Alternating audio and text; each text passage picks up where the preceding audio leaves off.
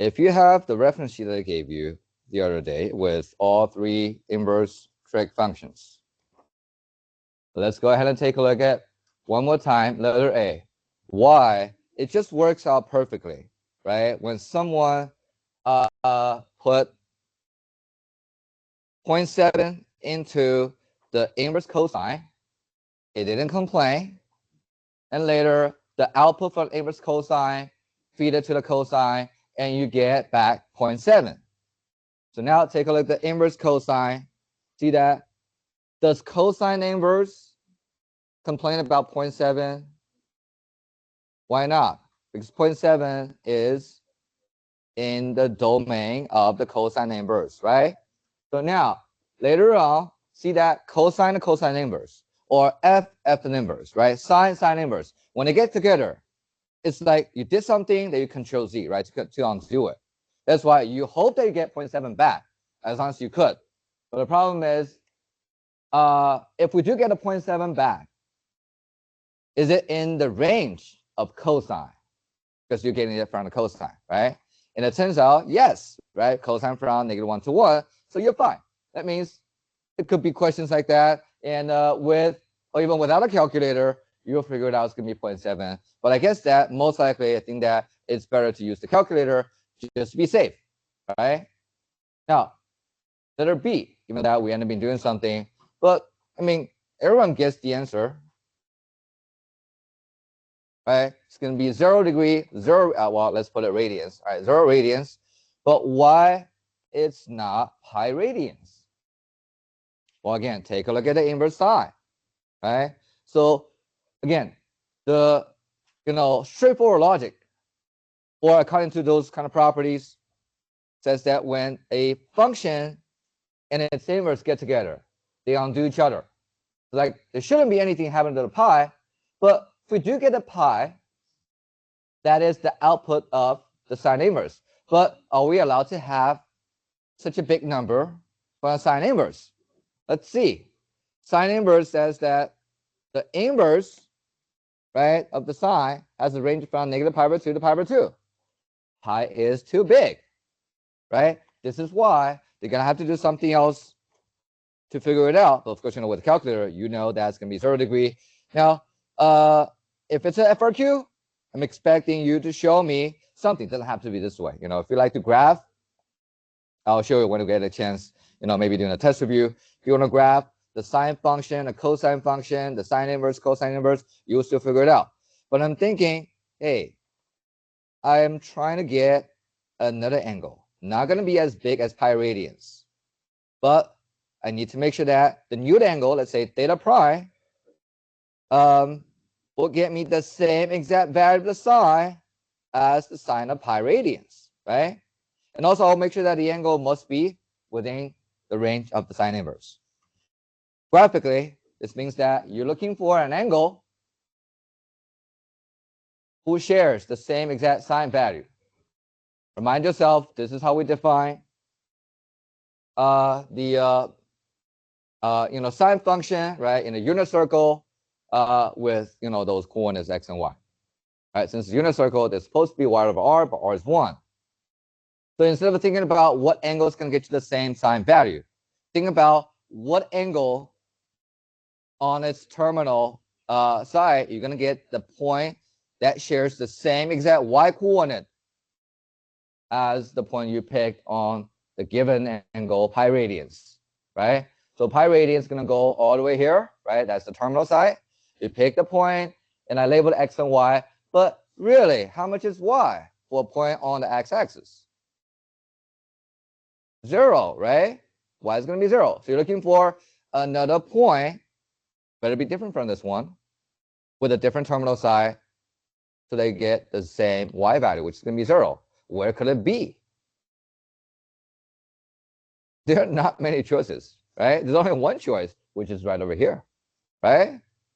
So now, of course, there's so many steps of thinking, right? But you see that every single step makes so much sense. So you look at a terminal side that gets you a point on the positive x-axis. What kind of angle is it corresponding to? A terminal side which lies on the positive x. The angle is going to be 0 degree, right? 0 radians. Therefore, this is the angle we're looking for. It falls into the range of the inverse sine from negative pi over 2 to pi over 2 because this guy's 0. And that's why, if you get instead of pi radians, you get 0 back, you're fine. Okay. Now the last one is the simplest one because you see that cosine inverse is going to complain right away if you feed it, with a big number, right? Or a quote unquote big number, negative 1.2, right? It's less than negative 1. It's not even in the range of the cosine, not even in the what do we call it? The domain of inverse cosine. All right. So now, you guys did it. You have the right answer from the calculator, and we went over the logic, at least twice, right? Any concerns and questions or part of the, yes, Reese.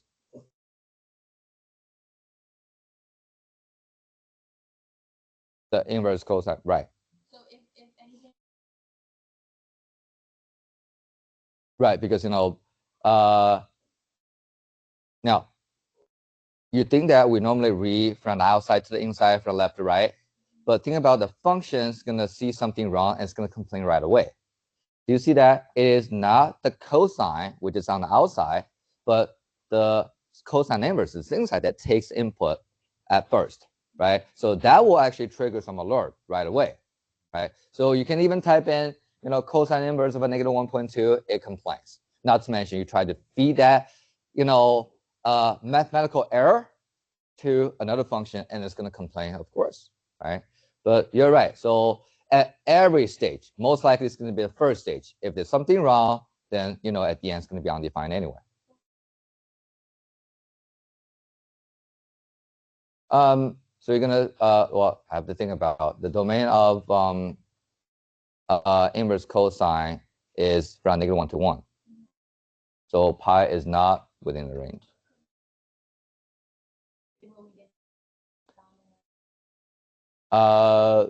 No, because, the pi, so I get what you're saying.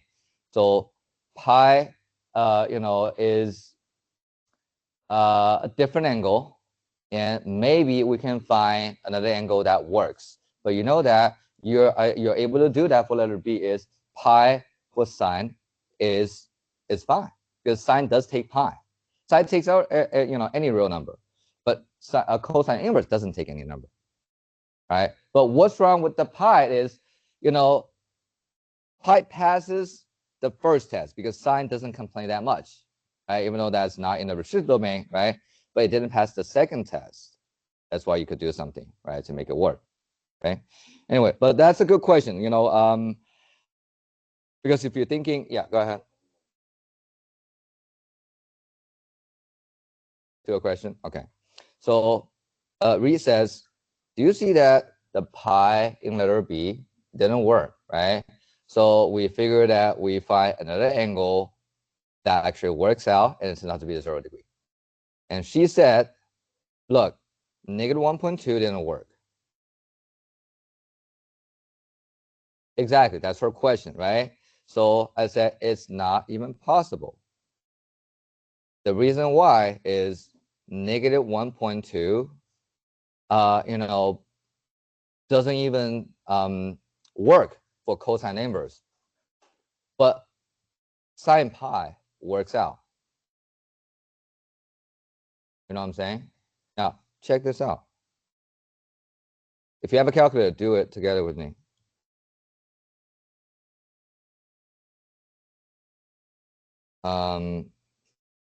Need a scientific. Right. So let's see the difference. Okay, what's sine pi? Or is it radians or, okay, degree. So let's say sine pi. See that it didn't complain, right? So now you feed it to sine inverse. Sine inverse.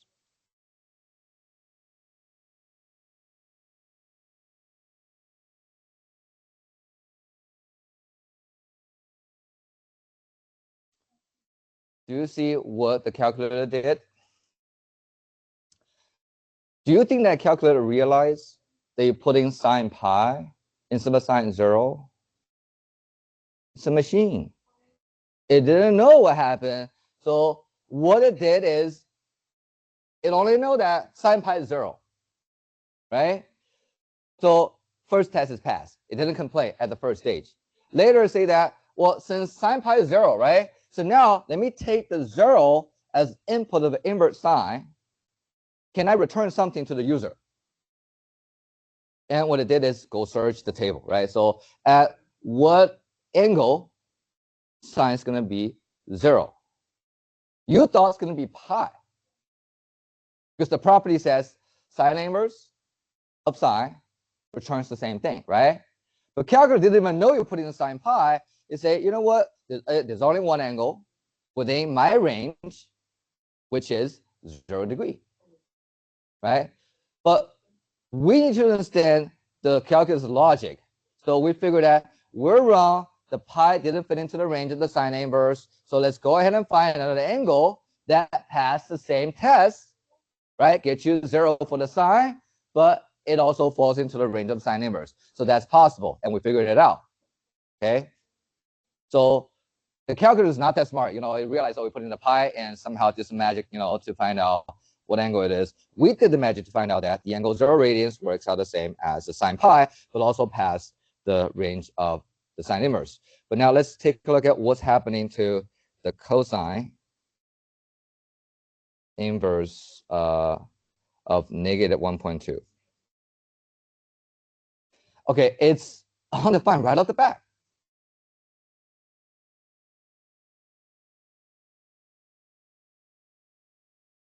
Mm-hmm.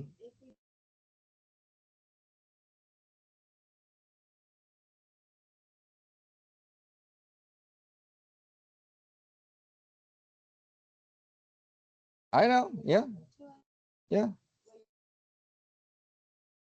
Notice that I feed the 4 to the cosine. I didn't feed it to the cosine inverse. There's a difference here. See that? Right? So now, is cosine taking all real numbers? You tell me. Cosine. The domain of a cosine is all real numbers, right? That's why when a cosine sees the 4, it's fine. It tells you whatever it is, right? Later, you're going to take that number, give it to the cosine inverse, right? Cosine inverse didn't know you put in the 4. And it's just thinking, okay, whatever you get from cosine 4, I need to return to the user an angle. But I cannot give the user 4 radians because it's too big. It's bigger than what I can even give. Because cosine can only give up to, trying to think, from 0 to pi radians, right? 0 to pi. 4 is greater than pi. So now what ends up happening is the calculator has something embedded. So it's going to go search whatever angle that gives the same exact value as cosine 4. And it turns out it's this angle, 2 pi minus 4. I'll show you in a second. Cosine 4, cosine 2 pi minus 4 are the same. So calculator said, you know what? Instead of giving the user 4, because that's just too much, let's give it, 2 pi minus 4. Right? It's a machine. It doesn't care, what you wanted. We want a 4, right? But, it actually did something in the back, in the back and feed you, give you back something else. Because, it only returns anything up to the pi. Now, but that's different from here. We are feeding something that cosine inverse doesn't even take, right? And you see that from the calculator, cosine inverse of negative 1.2 is undefined. So now, guess what? You do cosine of cosine inverse, negative 1.2, right? So now, why is that undefined? It's because that you give something undefined to the cosine, right? So here didn't even work out. It doesn't know what do you mean by undefined, right? So it stopped working as early as the first stage, right? And notice that this is cosine inverse, right? So they have different domain as the cosine, okay? And therefore, it's not possible to find any angle to make it work because it didn't even work in the first place, right? You're asking for something that's not going to happen anyway. All right. Anyway, so now why don't you guys try these two problems? I'll give you 2-3 minutes. I don't think you need that much. Maybe just 2 minutes, right, for these two problems, and we'll see if there are still some issues, right? They could be easy in a way. It could be also hard if you do notice that they say, hey, no calculator, but we said that you guys gotta be able to use the calculator. So we'll see that if I pick those questions in the test, draft, and see what the rest of the instructor will think. If they keep them, then the right thing to do is to get the right answer, right, the right way. But we'll see that what if it's FRQ. At least right now it's multiple choices. Make sure you're able to type in everything correctly in the calculator. And make sure you're in radian mode. You do see all those pies.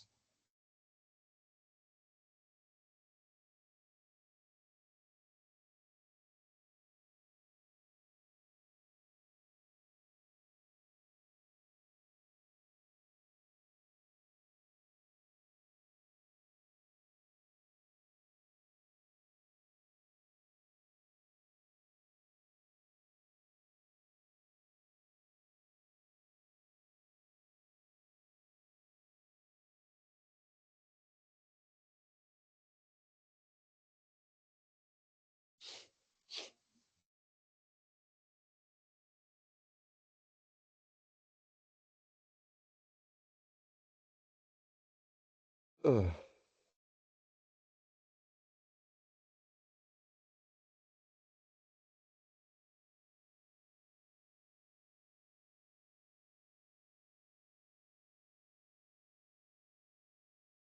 I think that should be good enough, right? You just type in the calculator. So I'll tell you the answer just in case. Number 40 is letter B. 41 is A.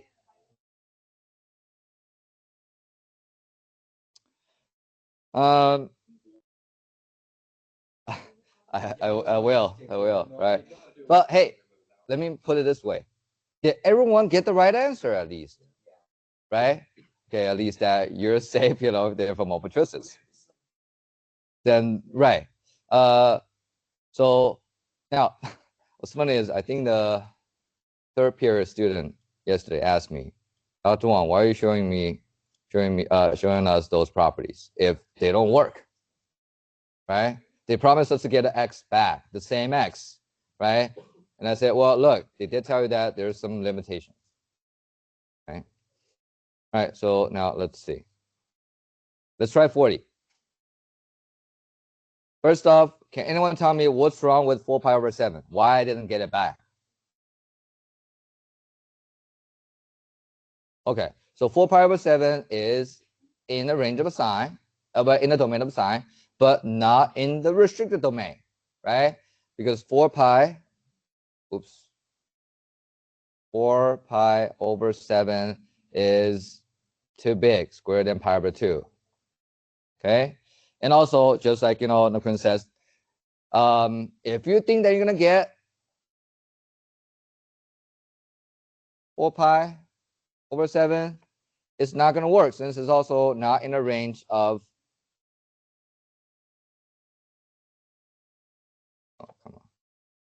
the sine inverse.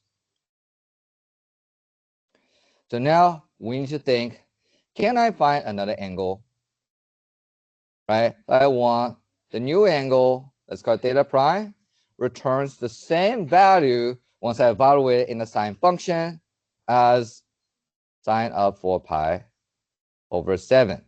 But I need to make sure that this new angle falls in between negative pi over 2 and a pi over 2. Before I move on to find you the angle theta prime, anyone have any question about why am I having these two criteria?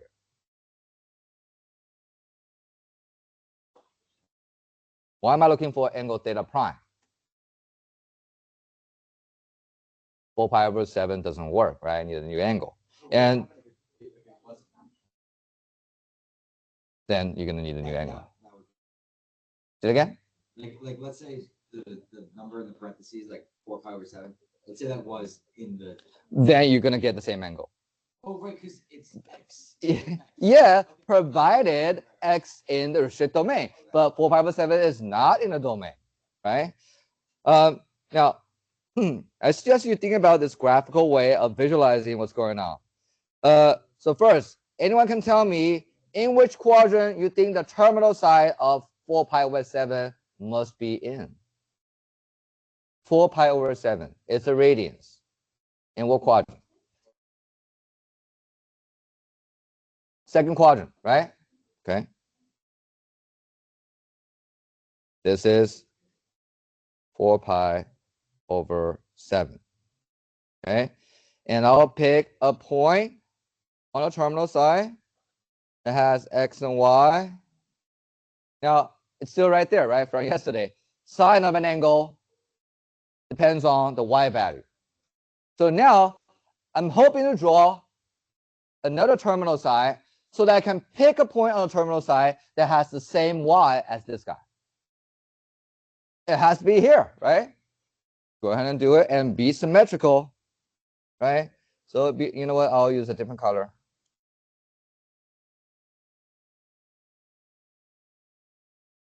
Right? And that's the point. Wow, that's I don't know.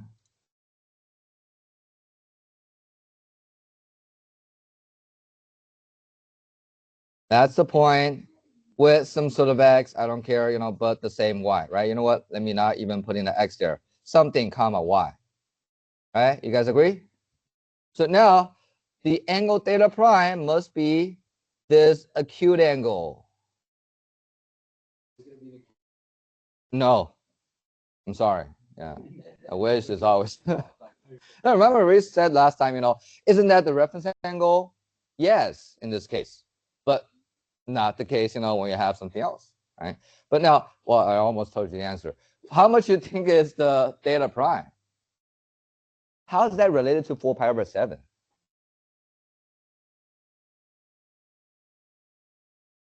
Okay, something to do with a pi. There you go, right? The straight angle is pi, right? That means if you make a half swing, right? This is going to be what? Pi radians. But this angle only do all the way here to sweep out 4 pi over 7, right? There's something left over. Wait a minute, that's not what the angle I'm looking for. But these two angles are symmetric, right?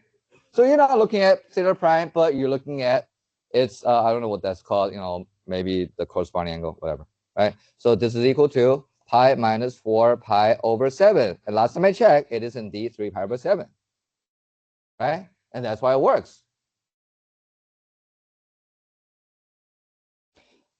Because if this is the angle I'm looking for, right? Remember how I draw this blue line? It is exactly the red line reflected off by the y-axis. That's why you see that I tried to draw it perfectly, so you can even see, just eyeball this angle is the same as the other one, and this is easier to find. See that?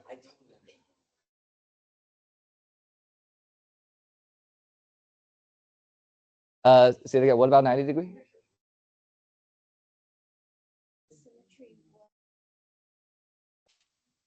Are you talking about here? No. So let me put it this way. What do I mean by symmetry? If you fold this paper about the vertical line, this line would be over here. Well, because this the upper half plane, right? If you start from the terminal, the initial side going all the way to the terminal side over here, that's pi, 180 degree, right? Or can anyone tell me how much is the degree for 4 pi over 7? I sense that it's the radian that confuse people. Just give me like a closest integer degree. 4 pi over 7, just convert it. 102, okay, let's go with maybe 102. So now, look, I'm drawing the same exact diagram, but instead of giving you those pi stuff, so I'll give you 102, right? So here, I'm saying that there's an angle which is you guys said 102 degree, right? All right, so now look, I'm drawing another terminal side so that it will be like a mirror image of this one, okay? And then I'm finding the angle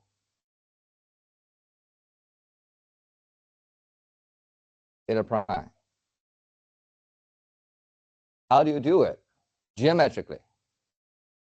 So do you see that the angle over here from positive x to the blue terminal side is exactly the same angle as you go from negative x up to this red terminal side? Because these two, you can fold them, right? They're the same. But how do you find this angle? Isn't that just subtracting 102 from 180?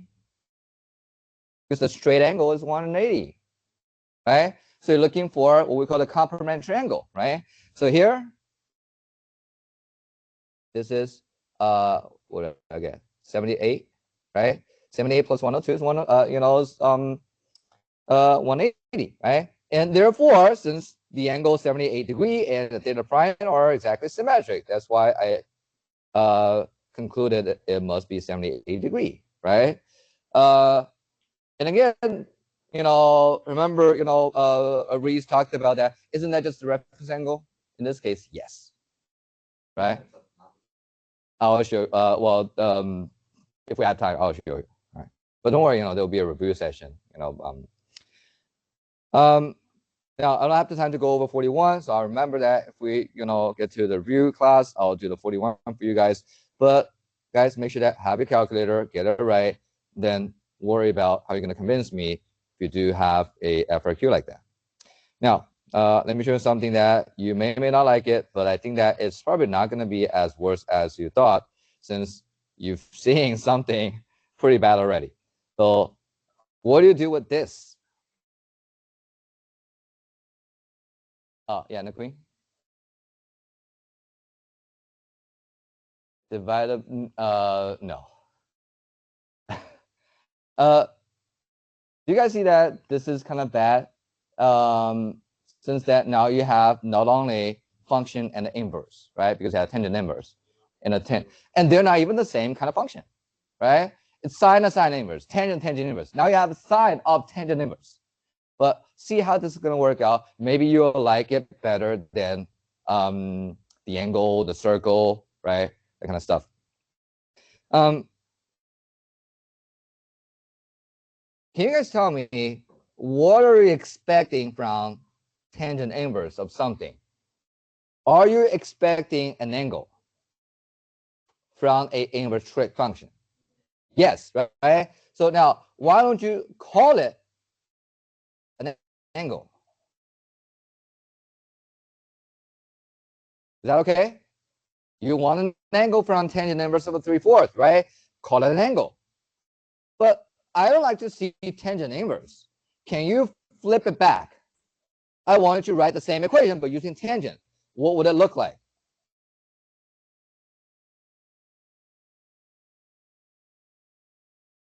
Tangent theta equals 4/3, right? Now, do you see it better now? So, but remind yourself, what are you looking for? You're looking for the theta, right? So now the question becomes, take a close look. The question should be a phi there. Should be anyway, you'll see it. So now, what is this question? Question said sine of that mysterious angle. You see what I did? I simply replaced that ugly thing, tangent number 3/4, with the angle. So you're just asking yourself, what is the sine of the same angle if tangent of the angle gives you 3/4? Is the question too long? So the question says, provided tangent of such an angle is 3/4, how do you find the sine of the same angle? All right, here's the best way Draw the right triangle. This is angle theta, right? This is the 90 degree. Can you guys label the sides for me? If tangent theta is 3/4, what's the opposite? 3, adjacent, hypotenuse, 5. You tell me how much sine theta? 3/5. There you go. Isn't that better than the previous kind of problem? Right? But you need to remember, there's a mismatch, right? That's when you're going to do this. And you know the key? Relabel the stuff. It's like, well, let me give you an example. So I don't know if you do that, you know, I never done that. So let's say if your mom said, clean your room. But this is all, well, so like the socks on the floor, right? You know, there's some, you know, power cables, right? And what you do, just put everything in the closet. You don't want to see it. Now, this is actually very similar. Do you want to see tangent or tangent inverse? Do you want to see sine or sine inverse? You gotta have to admit that you want to see the regular functions, right? You don't want to see the inverse. Why don't you just hide it by calling this guy angle theta? Because that's what you're supposed to get for an inverse tangent, right? Once you call it theta, I mean, I want to see tangent inverse anymore. Reverse the whole process. Because remember from college algebra, instead of writing something in exponential, you write it as a log, right? If it's in log, write it as an exponential. So reverse the whole process. Now you see that, oh, I know tangent theta, which is opposite of adjacent. So I'm having an angle theta I'm looking for. I just need to know of the same angle, how much is sine of the angle? It's tangent theta 3/4. Draw the triangle, right? Figure it out, right? That's how easy it is. Well, I need to put the theta there. All right, sine theta. All right, so now questions before I move on to the next problem. It'll be the same kind. All right, good. All right, so now I want you to think for a minute. Don't do any calculation, but I want you to tell me what will be the first thing you do. And you know what? This is, I would say 99.9% of the time a FRQ. So you better get the first step correctly. If you don't, you know, even though I know you guys very well, I see that, oh, this student doesn't get it. So I'm towards not giving too many points. If you impress me in the first step, you know, I tend to give you more points. All right. Yeah, anyone said? Yes. All right, so Akeem says, you know what? Let me just call this ugly guy an angle theta. Right? And hopefully you're going to do something right away by reverse the process and claim that, you know what, it's just sine theta equals -1/2. Okay? But here's the problem. I draw the right triangle, right, just now because it's 3/4, right? How can I draw the right triangle with -1/2 to be the sine? There's no right triangle that has negative ratios of the sides, right? Well, unless that, you know, you define the negative sides, right? But don't worry, let's see. Let's pretend that we didn't see the negative sign. So you're gonna draw the angle theta. Can you guys label the sides for me? Pretend that it's not a negative, it's just 1/2. What's the opposite? 1. Hypotenuse. What about the adjacent? Radical 3. There you go, right? So now, what do we need? Look, what do we need? Cosine of that big fat theta, right? So cosine theta must be radical 3/2. Not so soon, so plus or minus. That's the catch. Because we pretend that we didn't see the negative sign, it's going to come back to us. So now there's a possibility that you either get positive, hopefully you do, or it could be negative. You better catch it. How do you know it must be negative? Ask yourself, the theta is coming from the inverse sine. What is the range of inverse sine? Can anybody tell me? What's the range of inverse sine? From -π/2 to π/2, right? Good. Now, sine of this angle is negative. In which quadrant do you think that sine must be negative? In a what? Okay. How do I understand? In a coordinate plane. This is what I mean by pi over 2, right? This is what I mean by negative pi over 2. That means when they say the interval from negative pi over 2 to pi over 2, they're talking about the first and the fourth quadrant. But sine is positive in the first quadrant, right? That means this angle must be in the fourth quadrant. In the fourth quadrant, should the cosine be positive or negative? In the fourth quadrant, a smart trig class, positive. Therefore, you have a positive cosine, but a negative sine.